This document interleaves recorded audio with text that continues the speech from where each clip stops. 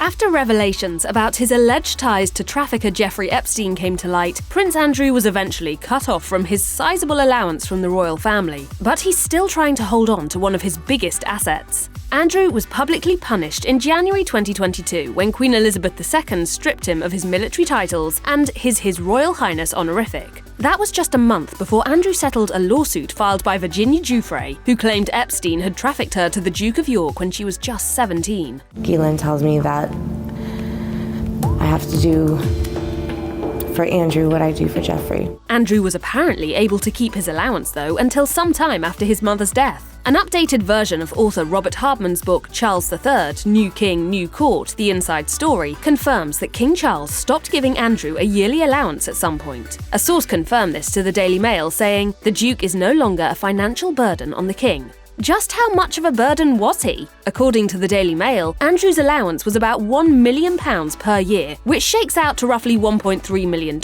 Charles also reportedly took it a step further and is also no longer paying for his brother's private security, which reportedly cost 7 figures itself. Andrew has fallen quite a long way. At one time, before the births of Charles's sons, Prince William and Prince Harry, he was second in line for the throne behind his older brother. Now, he's pretty much persona non grata within the royal family, and the public seems to largely agree that he ought to be. Probably it's just well dodgy. I just think that he was paying off because he was guilty. Andrew, of course, does not, though. His relationship with Charles is said to be more strained than ever. That said, Charles has shown at least some leniency for Andrew. Before her death in September 2022, Queen Elizabeth reportedly wanted Andrew kicked out of his home, the Royal Lodge in Windsor. Charles has yet to force Andrew to move, though. Instead, it seems Charles has tried to convince Andrew to leave on his own accord, which hasn't worked yet. The Duke of York has been living at the Royal Lodge since 2004, when he signed a 75-year lease in hopes that his daughters, Princess Beatrice and Princess Eugenie, would eventually call it home.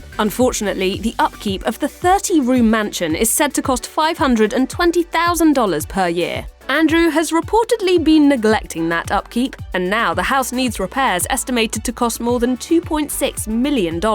It's abundantly clear that Prince Andrew is not interested in leaving his home until he has no other choice. But it's not like Charles wants to toss his brother out onto the street. He has offered Andrew the former residence of Prince Harry and Meghan Markle, Frogmore Cottage, which is smaller than the Royal Lodge but also on the Windsor estate. Queen Elizabeth also wanted Andrew to move there. In an interview with The Sun, royal expert Hugo Vickers said that Andrew losing his allowance and the desire to get him to move out of the Royal Lodge are likely connected, explaining, "It does look to me as though they're trying to push him out, and if he can't repair it, and he can't afford to repair it, he will obviously have to go at some point. Simple as that. What would be nice would be if he actually made that decision himself. That would be the dignified way of doing it." But Vickers doesn't think Andrew willingly giving up his home is likely. He added, "It looks like an admission of guilt, which he isn't prepared to do." Prepared or not, though, if the Royal Lodge becomes so run down that it's unlivable and he can't afford to fix it, Andrew may end up with no choice.